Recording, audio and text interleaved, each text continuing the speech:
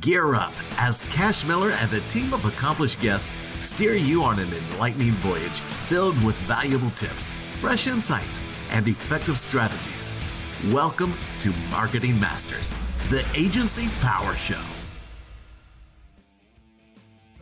Hello, everyone. This is Cash Miller. I'm the host of Marketing Masters, the CEO of Titan Digital, and today I've got with me Toby Danylchuk. I get it right? Yes, you did. Yes, sir. Very good. Yeah, okay. He's with 39 Celsius, an agency out in Temecula, California.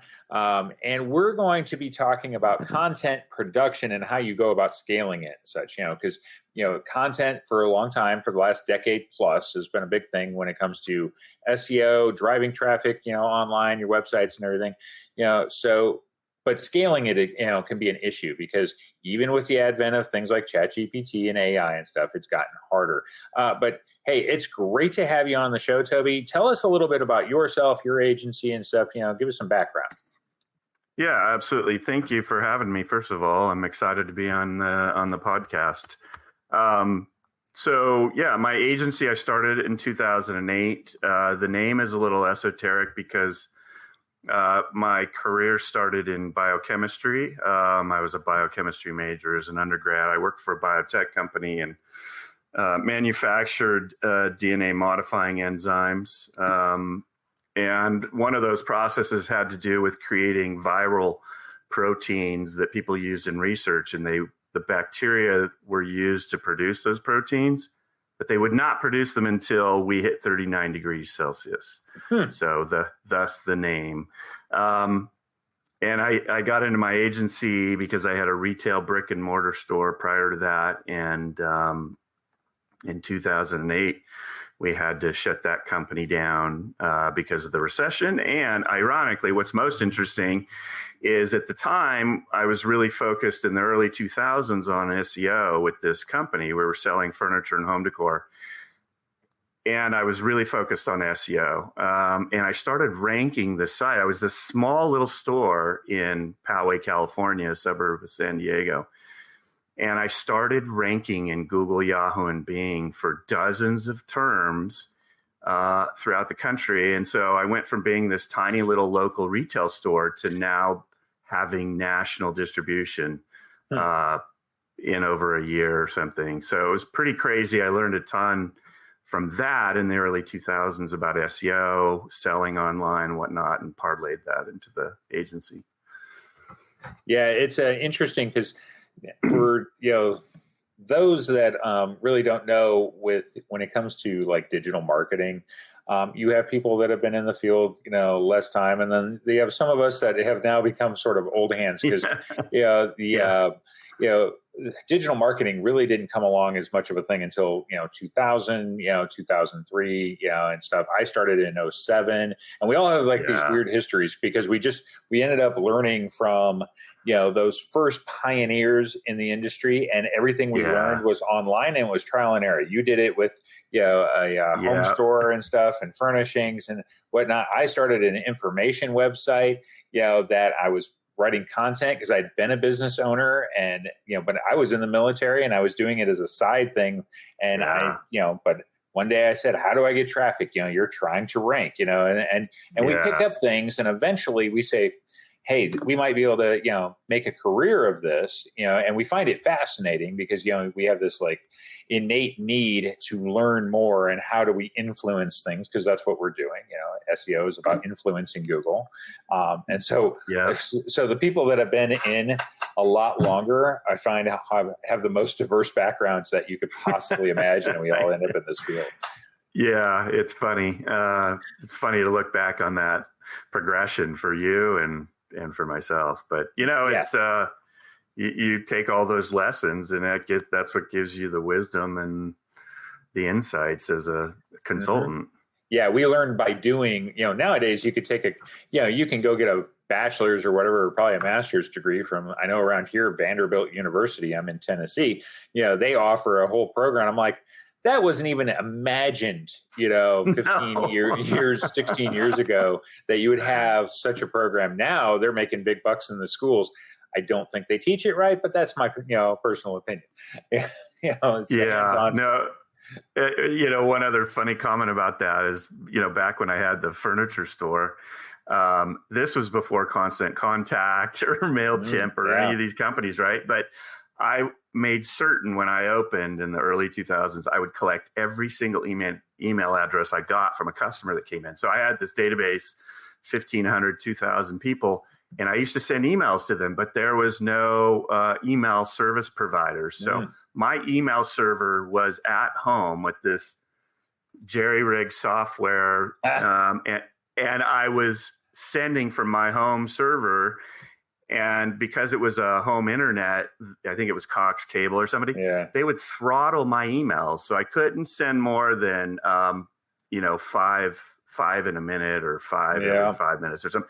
And I would just set it to run all night and send 5 every 5 minutes, and it would just go all night long. But it's pretty funny. Yeah, and MailChimp itself, which we think has been around forever. I think it was actually came along in 2007, and I heard an interesting podcast on that. And the guy that founded MailChimp, and he recently, a couple of years ago, sold to Intuit, that does QuickBooks and everything. But the guy that founded MailChimp, that was a side product that just they created for their own purposes, kind of similar to that, where they were they needed an email marketing system of their own. That's why it was created, and it proved to be better than the product that they were actually trying to sell. Funny. And he just cashed out for $1 billion, I think. Oh yeah. And the whole operation was, he never took any private equity money. He had no investors, nothing. Good for him. I think he might have had a partner in the business, but they were able to all of it was organic growth with no infusions of cash at all. It was, so he didn't sell his soul, and he maintained the equity. Yep, and it kept growing because it's a good platform. He built a good product. So let's actually get into the let's say content production, foundational steps and such. Let's talk. Content itself. Everybody understands the value. And if we put out a lot of content and stuff, the idea is attract traffic, build up expertise and such. Stickiness on the site. They say, you have different uses for it. That's why blogs exist and such. And this is why service companies will take advantage of, having more, a robust, blog section and whatnot. A large number of businesses can take advantage of it, but how do you scale it? Because, at the end of the day, the content you're creating has a purpose. Yes, it helps if it's, helping people stay on the site, but generally it's being used, depending on the type of business, to attract traffic. You got to show up in the actual, search results for it to be truly beneficial. But yes, sir. Yeah. But most people, it's like, I can get a blog done a month or two or whatever, so to truly bring it on scale, where do you begin? Yeah, that's a great question. You really have to have some good processes to scale that.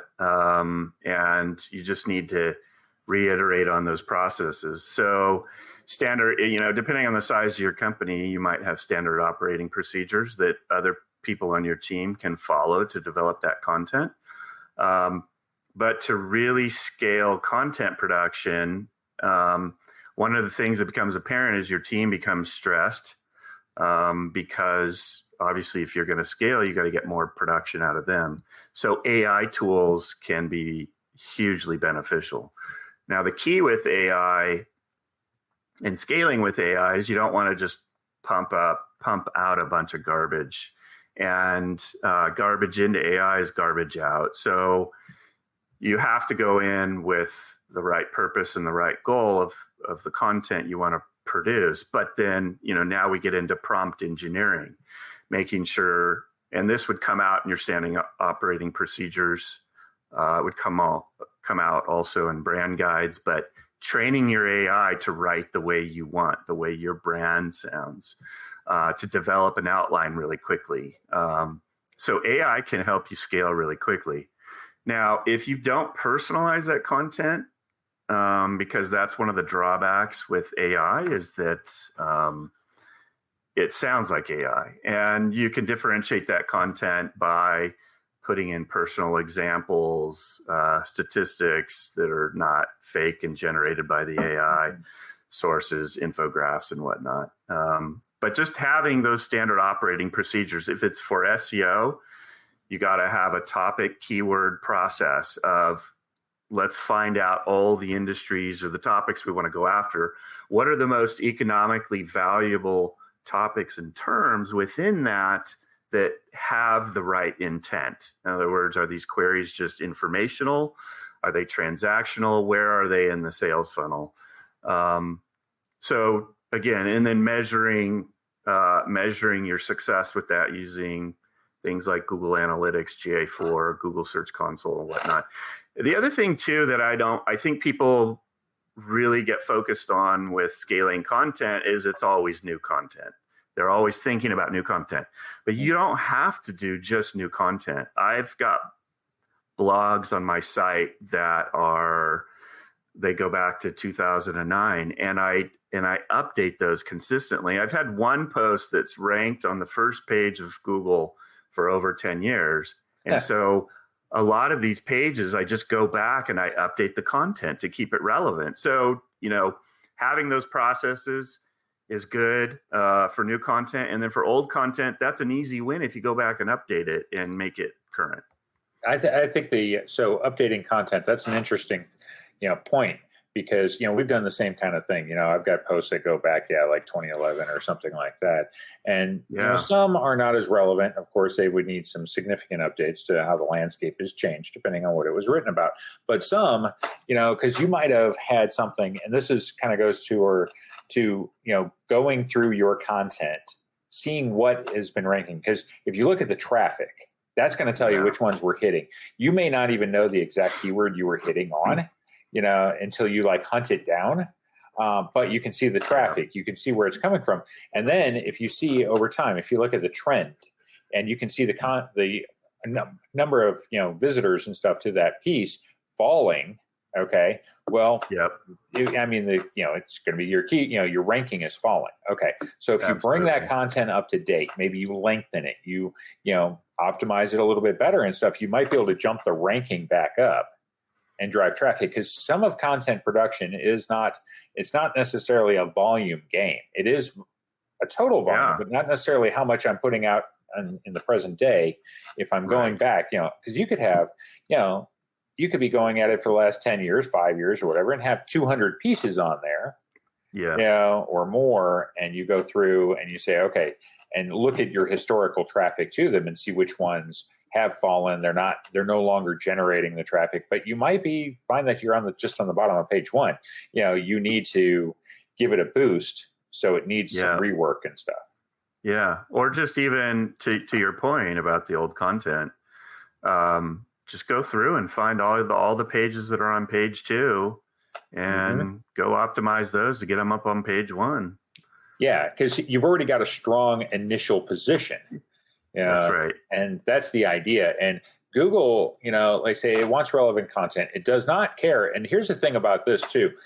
So in the case of chat, okay, you can take that original content, put it in and use it as a way to lengthen it. So you're keeping the tone, because the original content wasn't written necessarily by chat. This is something, or any AI, because you did it, maybe 3 years ago or something. So use it because it can pick up on what you're already writing, what you've written, and then it can extend it. Google always likes more long form content for search results anyway. And that's where blogs and things like that come in anyway, because it makes more sense, versus some sort of website service page. So lengthen it out. Yes. Yeah, that's a very good point. The content length is an interesting topic. Definitely if it's too short, it's not going to do well, obviously, because the more content you have, the more opportunities you have to rank. But an interesting case study on my site was I went after a term or a topic on my site, and I'm like, I'm going to write just the most thorough, complete piece I can on this. It's going to be kick butt. And I drafted it up. It was 4,500 words. I publish it. Yeah, I publish it. It took a long time to write. I published and it was dead in the water, and just page 9 or 10, 7, never did any better. And I'm like, man, what's wrong with this content? It's got everything somebody would need. And I wrote it all. This is before the chat. It was a couple of years ago. And you know what's interesting? I went back and I thought about who is the reader for this. And in this case, it was restaurant owners and managers who don't have time to read 4,500 words. Yeah. I went back and scaled this thing to a third of the length, and now I rank on page 1.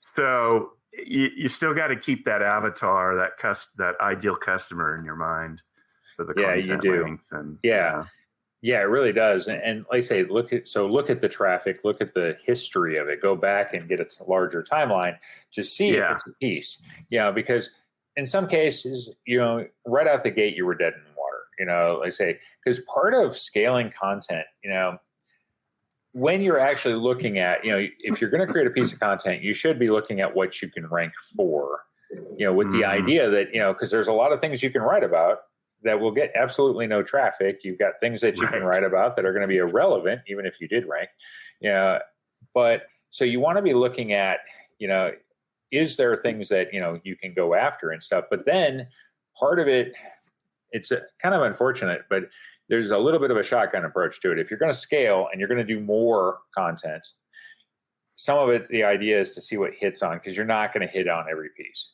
That's right. And that's right. So by doing more of it, you're going to give yourself more opportunity. So if you're writing one piece in a month, the likelihood of you hitting, content isn't about a bunch of, getting a few home runs. It's honestly singles and doubles all day, so you can keep scoring, and drive up the overall score is what you're doing. Yeah, that's right. Because there's some niches where if you go after the head term, some of those terms, that you're talking about uber authoritative sites, like you need to drill down on that and go for the long tail. That's the single or the double, like you said, where you can be successable, because if you go up against big dominant site, you're gonna have trouble. So what I always tell people because you're talking dominant sites and stuff, I said, look, the first thing is does it get any traffic? And no, you don't need something that gets 10,000 visitors a month, because everybody else knows of the ones that get 10,000 visitors. I say you're looking for singles and doubles, so it might be it gets 100. But if you had 5 of them getting 100, and you could rank number 1 for all 5, or you're going to get a good portion of that traffic. And then you need to look at the other side of it, and what are you going against? Are they really authoritative?